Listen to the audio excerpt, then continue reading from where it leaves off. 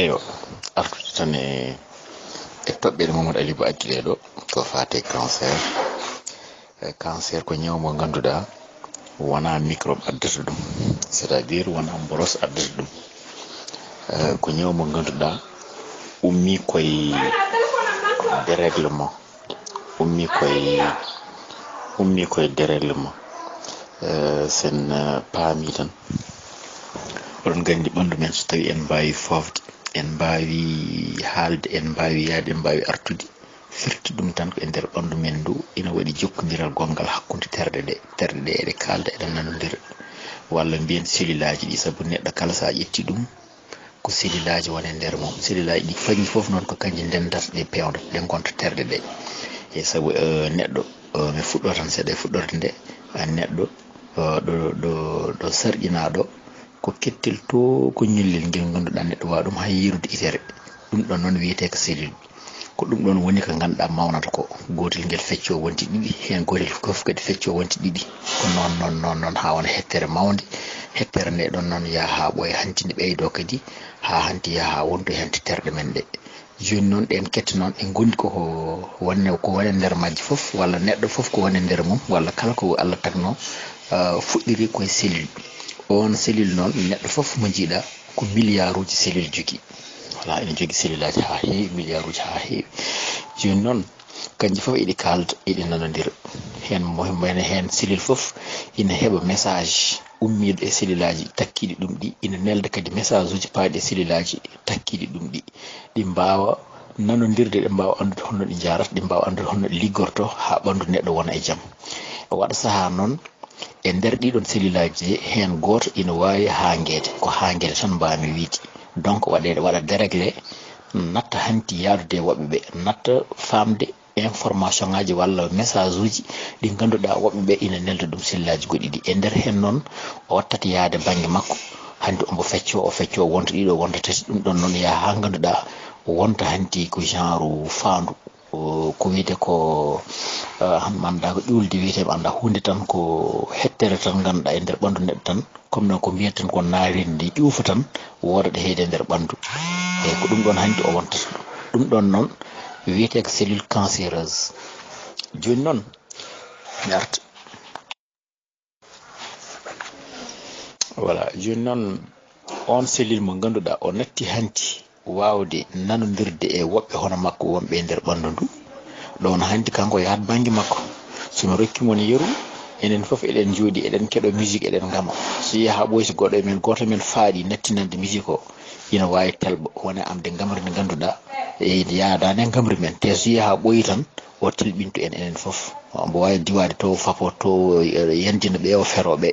par ce que o natti andude musique o ko yahata ko, donc o wawa hanti yadude e woɓɓe amoɓe ɓe. E cancer, cellule cancéreuse ne ko noon wayi, cellule o ko ganduɗa o hanguede o natata hanti hebde information ɗi goɗɗi ɗi, information ngaji ummotoɗi cellule aji goɗɗi ɗi, o natta ɗum hebde, walla hayso heeɓi o natta ɗum famde, kanko natta wawa neldude information ngaji, ko ɗum ɗon noon woni kanko hani jiiɗa o waɗa divisé, walla o fecco haw mawna haw heewa o waɗa cellule aji goɗɗi mbaɗi makko ha heewi, ɗum ɗon noon wiyete tumeur, ko mbiyatnum ko nane ko tumeur wonata. On tumeur noon walla on cancer ala photo wawi ronkude wonde, ala photo ronki wonde e nder ɓandu, ɗum tagui cancer uji ɗi keewi, kono kanji foof sa ƴeewi origine o ko goto, ko cellule kangaɗo tan ina waɗa divisé, ina feccito ha heewa, ko kañum tan woni ɗon. Joni noon waɗa tumeur, on tumeur noon malheureusement ombo wawi ummade ɗonete, walla woda ko umme makko rewa ƴiƴam yaaha e terɗe goɗɗe, ɗum ɗon woni wiyete ko métastase. So yehe terɗe goɗɗe ɗon hanti o ronka o waɗa feere terɗe goɗɗe tan liggortono ni, o haɗa ɗumen liggade correctement, haɗa ɗumen liggade normalement, ɗon noon hanti ko wonti métastase, te ɗum heewre warde neɗɗo ñawɗo o. Eyo joni noon ko tagata on cellule mo mbimi o hangue o hanti o ronka hebde signal uji ɗi ganduɗa hono makko en ina neldamo, saabu oɗon gandi cellule ina nelde signal, wiye yo maayi, wiye yo feccito, wiye yo waɗni, wiye yo wattu ni, kono no faama signal o holko tagata ɗum, e on signal noon ko hattama ɗum ko hebde, c'est parce que ina wawi tawe ADN makko mbo jogui o, ADN, saabu cellule kala ene jogui ADN, joni noon nder ADN o woda ko boni hen, ADN kam ne heewi ko bonata kono nde boni fof Allah no rokki fartange silil o fewnitide ɗum kono waɗa saha noon ene wasa fewnitede walla fewnitede taw no fewnitira ni moƴƴani ɗum ɗon noon ina yaaha ha ganduɗa so tawi no fewnitde ADN o no fewnitira ni moƴƴani hanti information gonnoɗo e nder ADN o kabaru gonnoɗo e nder ADN o on hanti changeat eyyi sa nani ADN ko kabaru woni hen no wayno par exemple addanam ndiyam mi yara binda ɗum wooda change ɗum anani wiɗam wi kam hokkam ƴiƴam mi rufa andi ɗum wona gotum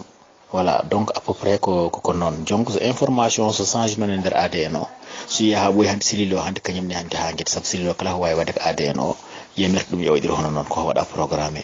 o so change noon silil o hande kañum koye hoore makko no waɗirta no fonctionné no liggortono ni no darande fonande darade nden hanti change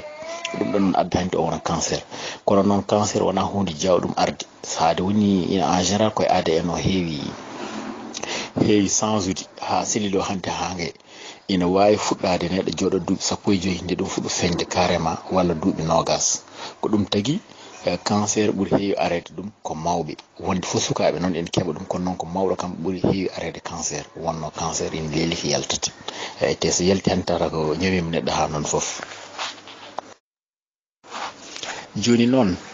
kadi ko addata ko cancer min wi mon ko ADN silil o ina wayita ko kanko dañi caɗele silil o hanti ronko hange walla wuma tan hanti wempile ronko anda ko waɗata ronko famde foof ko ɓe sililaji goɗɗi hono mum ɓe ɓiɓɓe yummum ɓe ko mbiyimo ko walla ko namdimo ko yo waɗ o ronko ɗum wadde an par ce que natti famde information o joni noon ɗum ɗon ina wawi environnement ɗo neɗɗo woni ɗo c'est à dire neɗɗo ɗo woni ɗo ko takkima ko taw no waɗi molécule uji ina waɗi ko wayno gueɗe ɗe ganduɗa ko ɗiɗo nete natata e ɓandu ma ha change noon hande sililaji ma no mbaɗirta ni fonctionné joni mbeɗa wawi wiide toon hay produit chimique ko wayno produit ji batteɗi e guese en ko wayno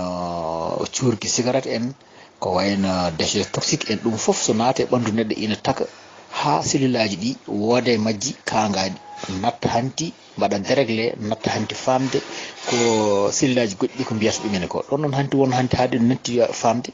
ɗi to sililaji sono jaaɗi jadata e men sono garta ɗe gartata e men ɗi kertoto banggue mabɓe tan eɓe mbaɗa koɓe beela eɓe diviso yaha noon ha ɓoy hanti wonta tumeur voilà wonta sawdu jeeya sawdu tan hanti ƴufdu wani tan husere mawde tan ƴuufa e neɗɗo ala fof ɗo yaltata e voilà ɗum ɗon noon woni hanti wiyete ko tumeur eyyi ɗum ɗon foof ko ɗum ɗon ina wawi ɗum addude comme no mbirumi ni kono noon eɗen gandi kam cimmotoɗo on ɓuuri yawde arede cancer des poumons ɓoyɗo darade e nangue kadi daratoɗo e nangue tan kadi selata sa renaki ɗum aɗa wawi kadi arede cancer de la peau eyo jarawo sangara kadi aɗa wawi kadi an ɓuuri kadi handude dañde cancer du foie ɗum ɗon no jeeya hen kono kadi hay fayru ɓurtude hoore mum kadi waɗa saaha ina wawi kadi addude cancer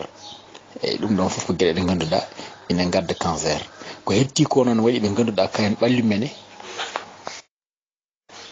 ko heddi ko noon waɗi ɓe ganduɗa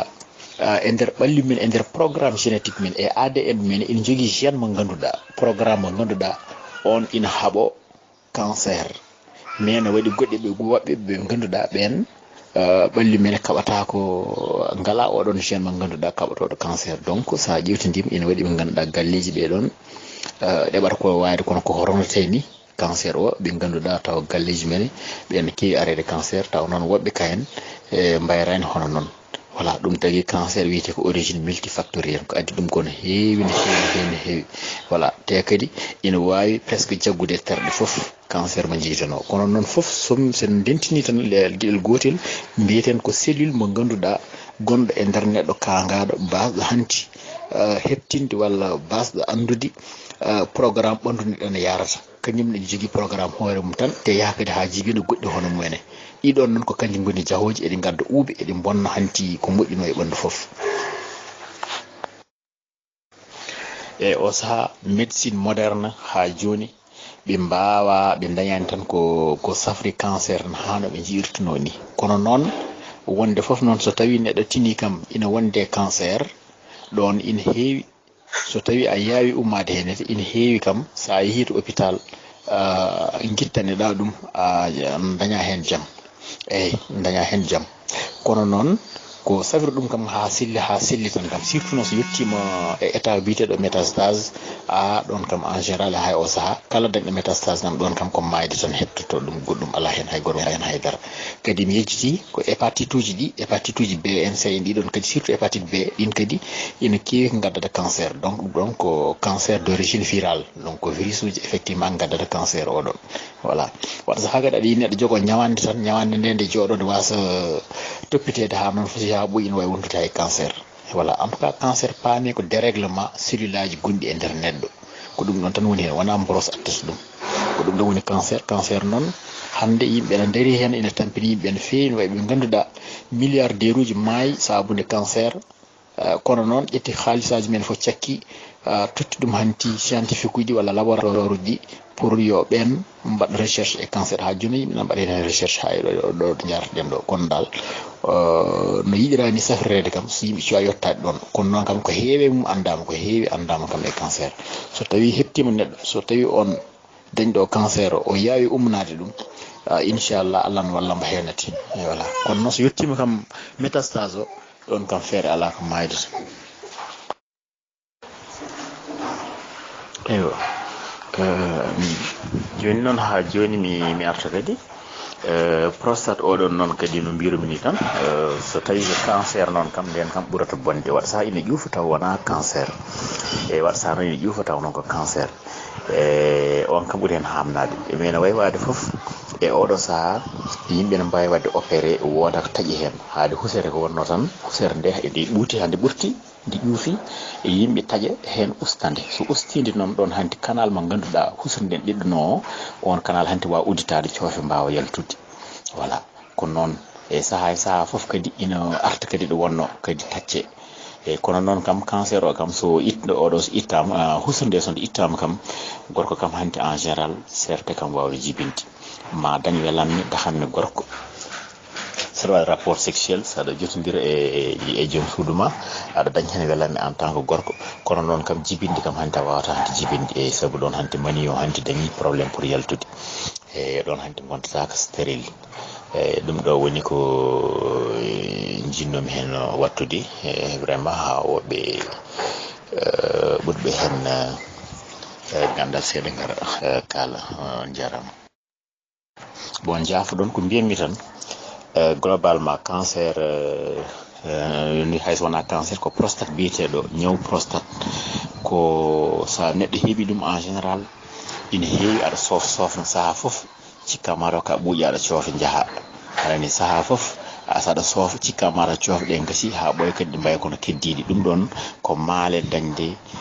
prostate mi wiyani noon cancer en tout cas pour prostate oɗo nden husride ɓuuto ende wawi ɓuuti taw wona cancer